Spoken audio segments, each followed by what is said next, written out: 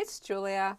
I found this long-sleeved t-shirt at the thrift store, and the design on it is, I just think it's funny. It says, "Advice from a snowman.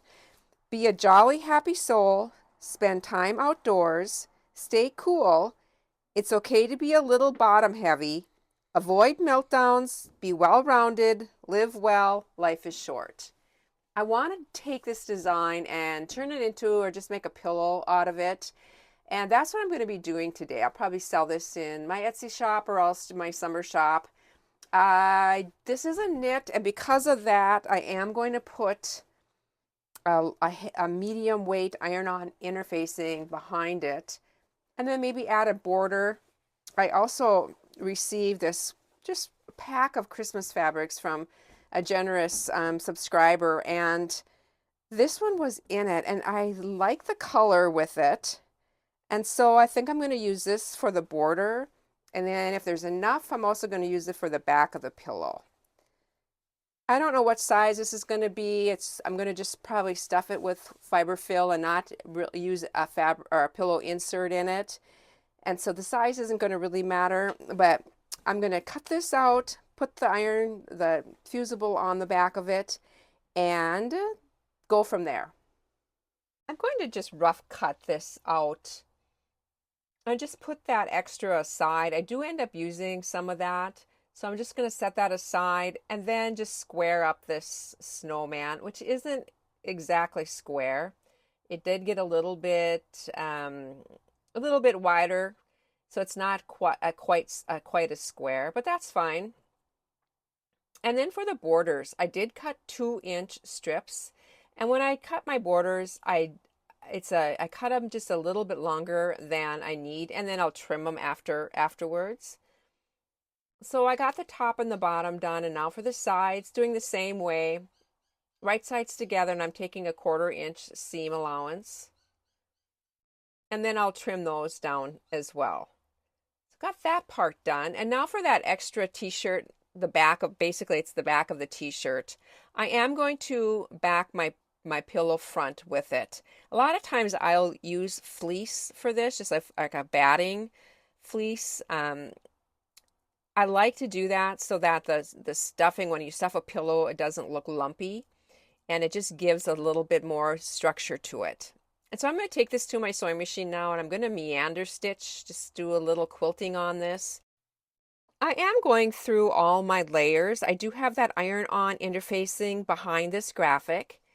And then that t-shirt knit on the backing. So I'm going through all the layers, and I'm just doing a large meander stitch. I do have my feed dogs dropped, and I have my free motion foot on, so I'm doing all the traveling on this.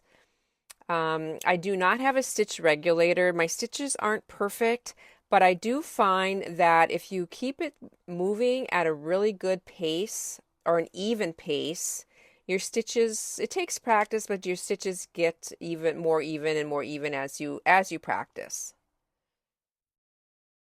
Back to my cutting table, and I'm going to trim this backing away.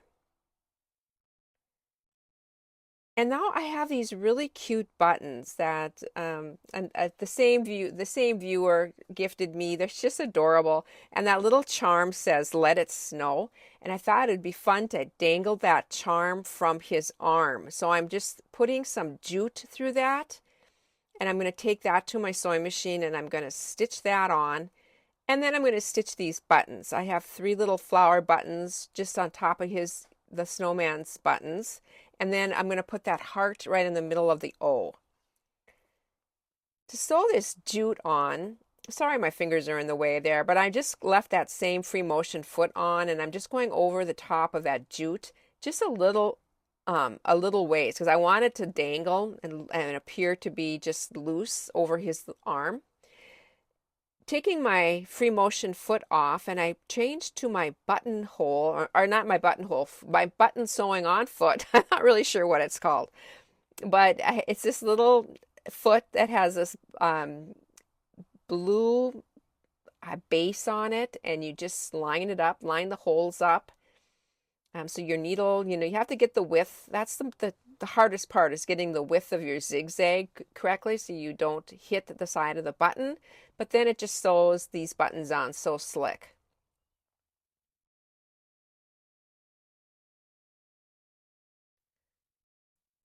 I did have enough of this fabric for the back, and so I'm just cutting a hunk out for the back, and I cut again just a little bit bigger than what I need, and then I will trim it when I get done stitching. So right sides are together. I'm going to stick a few pins in this.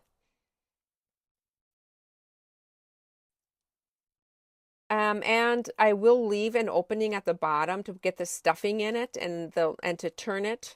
And about 4 inches is usually what I'll leave from my opening. And so this is going to be going to my sewing machine again, and I'm going to stitch all the way around this. I'm just marking that hole so I don't forget.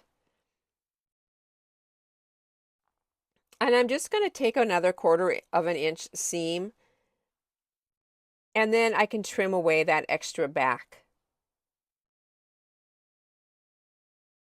And I'm going to just take a little bit of that also bulk in the corners. And at the opening, I don't cut the opening. I do like to leave that so I can turn it easier, and you can see me there turning that and giving it a good press. And then it's time to stuff it, and I'm just going to use inexpensive polyfill for this one. It's just a little accent pillow. I do like to take a wad of it and then pull it apart just to fluff it, and then get it into the corners. And now to sew it, I just have my clips on there right now, the opening, but when I stitch these, you can do it by hand too, but I just do it on my sewing machine, and I use my zipper foot, and I have my needle in the far right position. So all of that presser foot is on the pillow, and I'm just stitching up right on that edge. I just find this to be the easiest way to close pillows. And then I make sure to go back and forth on the beginning and the end, because that is a stress point. And I do right there. I went backwards. And there we have it. I have some pictures at the end, everybody. I hope you enjoyed this. It's hard to believe it used to be a t-shirt. It turned out really cute as a pillow. Hope you have a great week. Hope you have a chance to create. Bye for now.